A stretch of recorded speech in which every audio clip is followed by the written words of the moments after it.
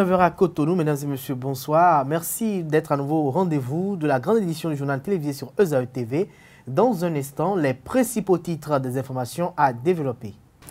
Une première dans l'histoire de la plus haute juridiction constitutionnelle, les audiences publiques, la marque de la 6e mandature, ont démarré ce jeudi 21 juin 2018. Différents dossiers inscrits au rôle ce jour à la Cour constitutionnelle. Nous y reviendrons dans un instant. Richard Flash et Cécile Guédou dans ce journal aujourd'hui pour nous parler de la 37e édition de la fête de la musique célébrée dans le monde entier. Une journée importante pour ces musiciens, surpris en répétition dans la matinée de ce jour. Sport dans cette grande édition du journal télévisé sur ESAE TV. Après une semaine de compétition, 2 des 5 représentants africains sont déjà éliminés du mondial russe. Il s'agit du Maroc et de l'Égypte.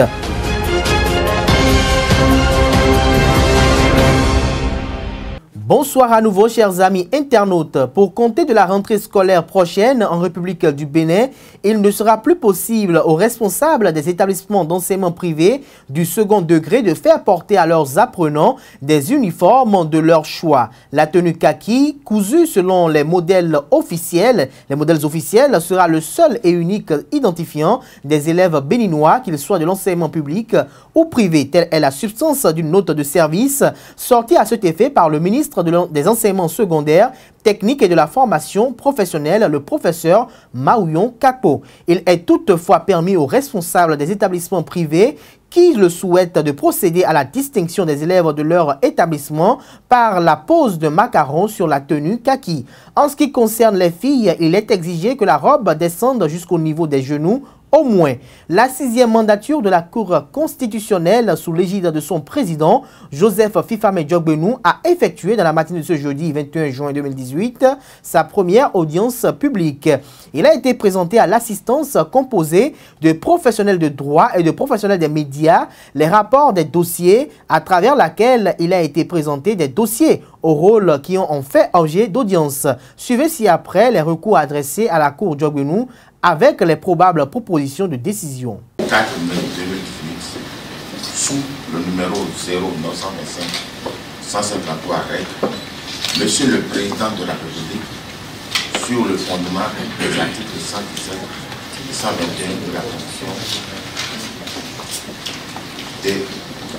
la Constitution, défère à la haute juridiction pour contrôle de conformité à la Constitution la loi numéro 28/12 portant prévision juridique du bail à l'usage d'habitation domestique en République du Bénin, votée par l'Assemblée nationale le 24 avril 2010. En conséquence, la requête doit être déclarée recevable. Examen de la loi. L'examen de la loi déférée révèle que toutes les dispositions sont conformes à la Constitution. Par une requête datée du 23 mai 2018 à Cotonou, enregistrée au secrétariat de la Cour constitutionnelle le 24 mai 2018 sous le numéro 0926/154/, Monsieur le Président de la République, sur le fondement des articles 117 et 121 de la Constitution, défère à la haute juridiction pour contrôle de conformité à la Constitution la loi numéro 2018-10 portant protection, aménagement et mise en valeur de la zone littorale en République du Bénin, votée par l'Assemblée nationale le 17 avril 2018, sans lequel doit être déclaré recevable. Examen de la loi. L'examen de la loi déférée révèle que toutes ces dispositions sont conformes à la Constitution. Enregistré au secrétariat de la Cour le 14 juin 2018, le Président de la République, sur le fondement des articles 117 et 121 de la Constitution, défère à la haute juridiction pour contrôle de conformité la loi numéro 2018-13 modifiant et complétant la loi numéro 2011-37 du 27 août 2002 portant organisation judiciaire en République du Bénin, modifiée et création de la Cour de répression des infractions économiques et du terrorisme. Sa requête doit être déclarée recevable. Quant à l'examen de la loi déférée, il révèle que toutes ces dispositions sont conformes à la Constitution. Synthèse des prétentions éloignées. Dans la décision judiciaire déférée devant la Cour, le juge expose que, par conclusion exceptionnelle en date du 29 mai 2018, Maître Nicolas Asogba sollicite le tribunal d'ordonner le sursis à statuer pour exception d'inconstitutionnalité des articles 212 et 260 du Code de procédure civile, commerciale, sociale, administrative et des comptes. L'exception d'inconstitutionnalité soulevée par Maître Nicolas Asogba doit être déclarée irrecevable, qu'il plaise à la Cour de statuer comme après les délibérations comme de droit. Le 16 mai 2018, M. Ambroise Dossou, gestionnaire demeurant à Cotonou, à la boîte postale 1325, forme un recours pour voir procéder à la régulation du fonctionnement du Conseil d'orientation et de supervision de la liste électorale permanente informatisée COS-LEPI. Le requérant, ardent de ce que le COS-LEPI appelé à conduire l'actualisation de la liste électorale permanente informatisée au titre de l'année 2017, a été installé le 8 mai 2018. Soutient que son mandat n'arriverait à terme que le 8 novembre 2018. Il estime dès lors qu'il s'avère, citation, impossible, au risque d'un chevauchement, d'envisager l'installation du COS-LEPI de 2018 au 1er juillet 2018, conformément à la loi, et souhaite que la haute juridiction autorise le COS-LEPI installé le 8 mai 2018 à poursuivre l'actualisation de la liste électorale jusqu'au premier trimestre de l'année 2019. Le COS-LEPI, organe chargé de la supervision de l'actualisation annuelle de la liste électorale permanente et informatisée, se met en place chaque année du 1er juillet au 31 janvier de l'année suivante. Si les circonstances n'ont pas permis l'installation à temps du COS-LEPI de 2017, cette situation ne saurait se perpétuer contra legem et impacter sur les années suivantes. Il s'ensuit que le mandat en cours ne saurait se poursuivre au-delà de la date légale d'installation du COS-LEPI de 2018. Dès lors, il y a lieu de soumettre à la plénière la décision de ce que le mandat du COS-LEPI installé le 8 mai 2018 au titre de l'année 2017 prend impérativement fin le 30 juin 2018. Restons à la Cour constitutionnelle. Au nombre des recours adressés à la haute juridiction, 3 concernent les membres de la 6e mandature de la Cour constitutionnelle. La première est relative à la prestation de serment, la seconde à la nomination d'André Katari et la troisième à la nomination de Joseph Djogbenou. Suivez plutôt.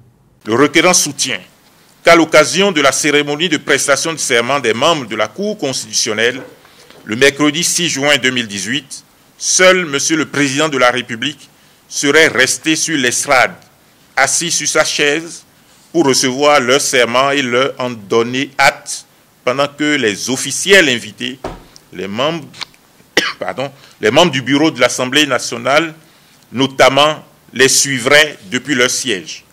Selon lui, le serment ainsi prêté par les membres de la Cour constitutionnelle est contraire à la lettre et à l'esprit de l'article 7, alinéa 1er de la loi organique sur la Cour constitutionnelle. Discussion.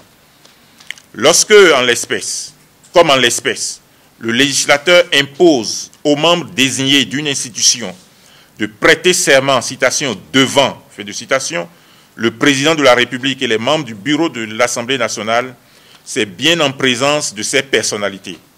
La préposition de lieu devant, auquel recourt le texte visé, a le sens de en présence de, lorsqu'elle se réfère aux personnes.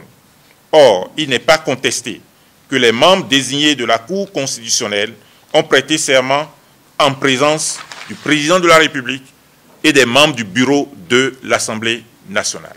Par requête datée du 12 juin 2018 à Cotonou, enregistrée au secrétariat de la Cour constitutionnelle à la même date sous le numéro 1050, M. Noël Olivier Coco, demeurant à Cotonou, à la boîte postale numéro 03 BP 4304 Jéricho, demande de déclarer contraire à la Constitution la nomination de M. André Katari en sa qualité de personnalité de grande réputation professionnelle. Ni la loi organique sur la Cour constitutionnelle n'ont édicté des critères exclusifs ni des distinctions particulières quant à la notion de personnalité de grande réputation professionnelle. Il suffit à l'autorité de nomination de rechercher dans la personnalité à nommer que sa moralité et son expérience professionnelle soient suffisantes pour exercer les missions qu'au sein de la Cour constitutionnelle, la Constitution lui confère. Il n'y a pas lieu de distinguer là où, en l'espèce, la Constitution ne distingue point. Il s'ensuit que la nomination de M. André Katari à la Cour constitutionnelle, en qualité de personnalité de grande réputation professionnelle, par le président de la République est conforme à la Constitution. Forme un recours par voie pour voie déclarée contraire à la Constitution la nomination de M. Joseph Diogbenou en qualité de conseiller à la Cour constitutionnelle et subséquemment en qualité de président de la Cour constitutionnelle. Le requérant prétend que M. Joseph Diogbenou ne serait pas de bonne moralité et n'aurait ni la probité et l'intégrité requises, ni la sagesse souhaitée pour assumer les fonctions de conseiller à la Cour constitutionnelle.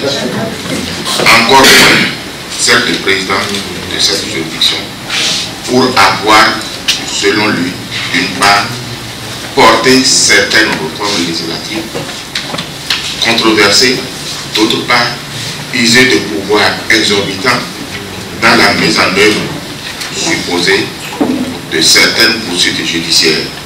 Ce faisant, il ne remplirait pas les conditions exigées par la Constitution pour accéder à cette fonction.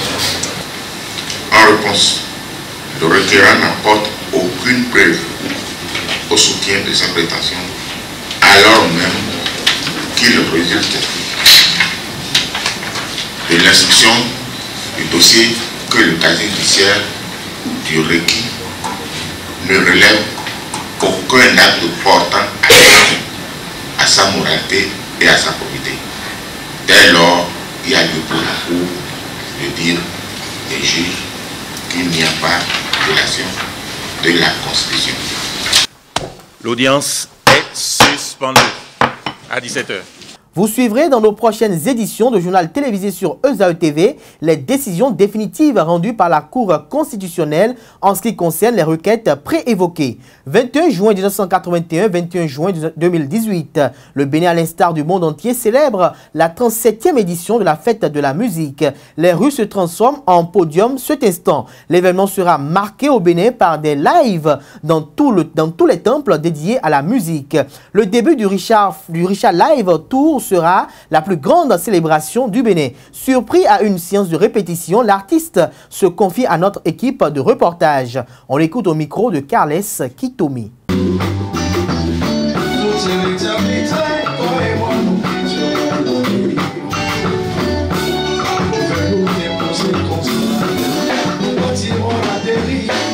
Enfin, la journée de la musique, c'est vrai, mais tous les jours sont des jours de musique pour moi.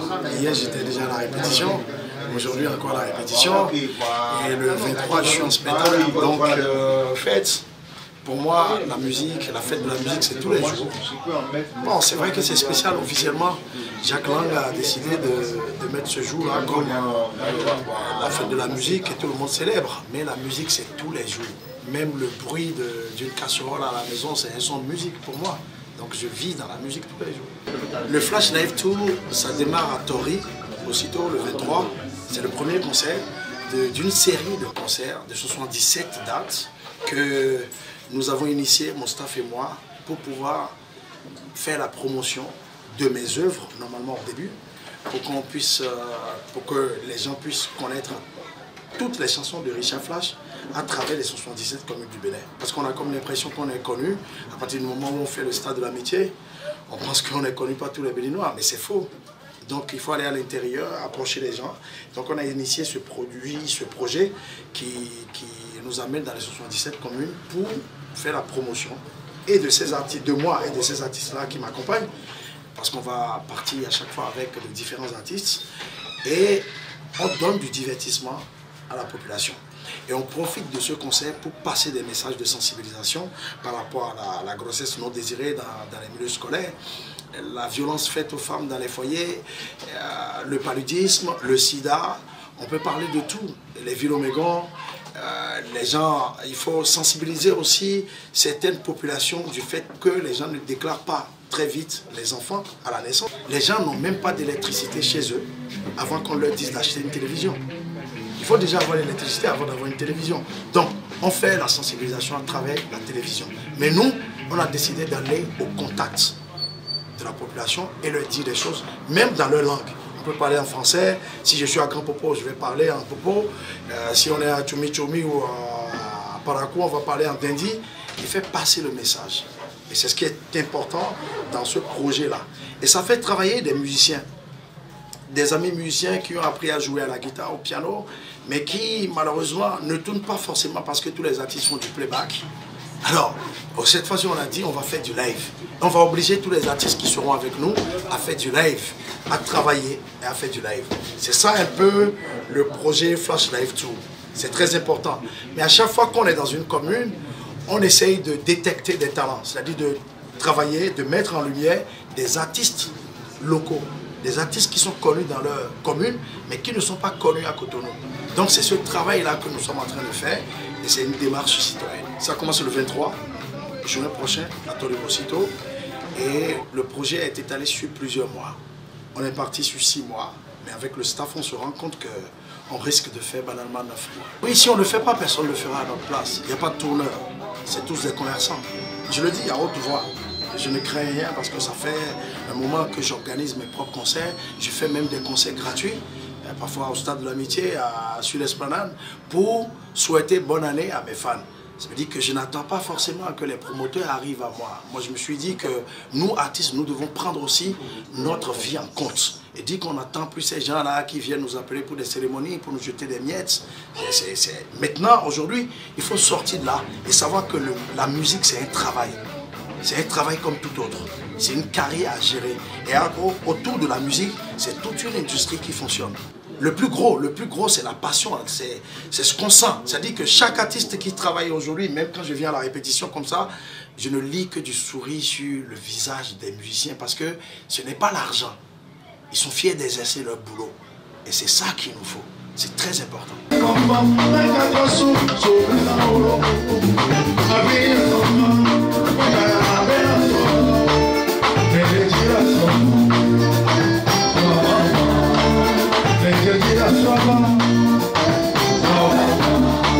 Dans la même dynamique, celle de la célébration de la fête mondiale de la musique, chaque artiste musicien s'active afin d'apporter sa touche particulière à cette fête.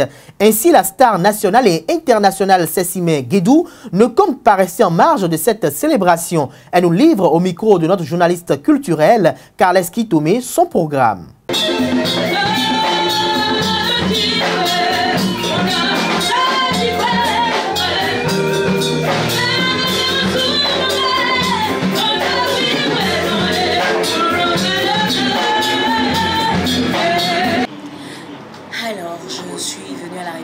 Ce matin dans le cadre du concert géant concert Flash Live Tour, première étape à Tori. Il faut dire que c'est une tournée et que le premier atterrissage se fait à Tori. Voilà. Mon agenda du moment, c'est que je travaille sur mon album activement. J'ai un projet qui est en cours que je dévoilerai aussi bientôt. Et je suis aussi jury, coach et jury pour le Bénin Star Tour qui se déroule pour les jeunes talents du Bénin. Et donc voilà, donc je suis aussi engagée avec Richard Flash sur le Flash Live Tour. Donc c'est vraiment, je suis très prise chaque jour. J'ai tout un programme que je dois exécuter, être aux séances de coaching avec les candidats, venir aux répétitions avec le super orchestre que le grand frère Richard Flash a monté. Et je suis également au studio. J'ai un single qui va sortir là, bientôt. Et je suis au studio pour la sortie de mon 3e album. Ben non, il faut dire que pour moi, tous les jours, c'est fait de la musique. Et je savais il y a 3 jours que 21 juin serait fait de la musique, mais je me suis réveillée aujourd'hui sans me rappeler. C'est la preuve que la musique coule en moi chaque seconde, chaque minute. Et je dois dire que c'est vraiment bien qu'il y ait un jour pour célébrer cela, parce que s'il n'y avait pas de musique, je crois qu'on aurait des crises cardiaques et qu'on ne vivrait pas. Donc tout le monde, quel que soit le secteur d'activité, enfants, petits et grands, nous nous nourrissons de la musique, nous nous inspirons de la musique, quel que soit le style de musique, chacun en a pour son compte. Donc oui, il faille célébrer ce thème-là, ou ce monde-là, ou cette activité-là, qui est très noble, qui a peut-être un peu de mal à décoller au Bénin, mais depuis quelques années, connaît quand même une certaine affluence dans le secteur. Les jeunes s'intéressent beaucoup à ça. Les aînés sont également là, et il faut dire que le Bénin cherche activement à s'imposer à l'international de par sa musique. Et je ne peux que souhaiter bonne chance à cela, avec la dynamique également du nouveau gouvernement en place, qui met l'accent sur l'art et le tourisme. Donc on ne peut que souhaiter que de beaux jours à notre activité, à notre secteur d'activité. Ouais, j'ai gagné le BD Top 10. C'est toujours un plaisir pour moi d'assister à ça chaque année. En fait, ça crée un peu de ferveur dans notre milieu. Au-delà de j'ai gagné une fois, j'ai peut-être plus envie de participer, laisser la place à d'autres personnes. Il faut dire que ça nous motive à travailler. Et il n'y a pas de voilà, je suis reine ou je suis roi de telle autre chose. Le travail est là, tant qu'il y a à faire, il y a toujours, on doit se mettre à la tâche. Donc je rêve d'un Grammy Award, je rêve d'une carrière explosive à l'international. Et je reste confiante que mes fans, mon pays, avec la grâce de Dieu, les porteront jusqu'à ce point. Ouais, pourquoi pas. J'en rêve, je suis jeune, j'ai encore de beaux jours devant moi avec mon staff.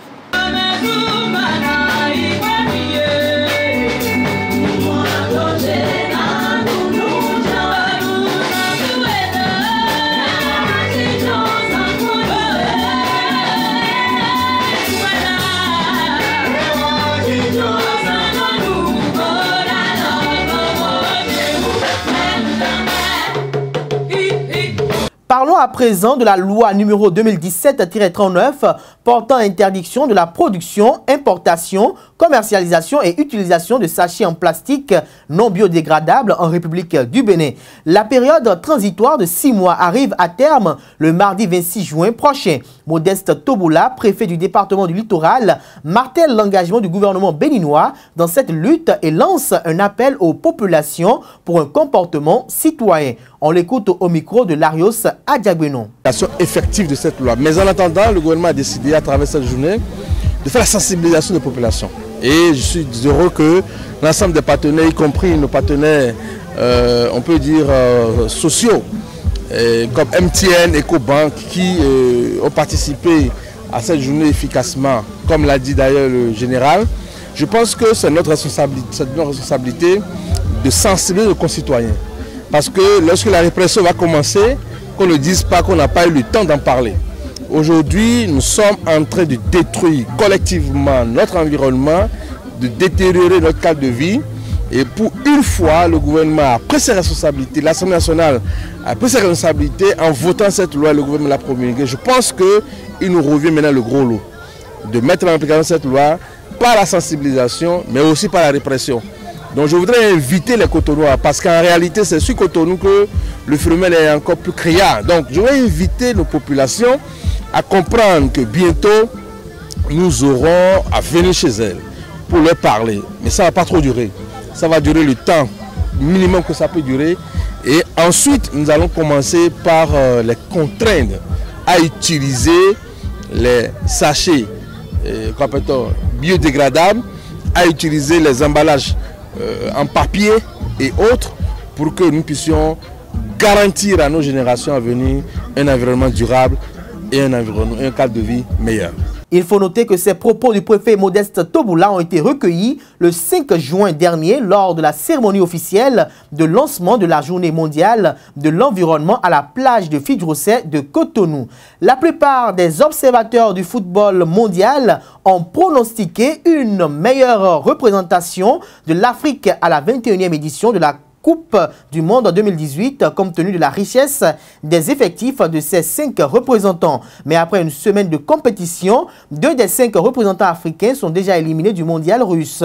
Il s'agit du Maroc, première nation éliminée, et de l'Égypte. Le jeu plaisant et inefficace ne permet pas aux Lions de l'Atlas de faire mieux que lors de leur dernière participation à la Coupe du Monde il y a 20 ans. Les Pharaons d'Égypte, vice-champions d'Afrique, connaissent également le même sort 28 ans après leur dernière participation également. Mesdames et messieurs, ainsi se referme cette grande édition du journal télévisé sur Ezaïe TV que nous avons eu beaucoup de plaisir à vous présenter. Merci pour l'attention et passez une agréable soirée en compagnie de nos programmes sur les www.ezaïetv.com et à demain pour Free Matin.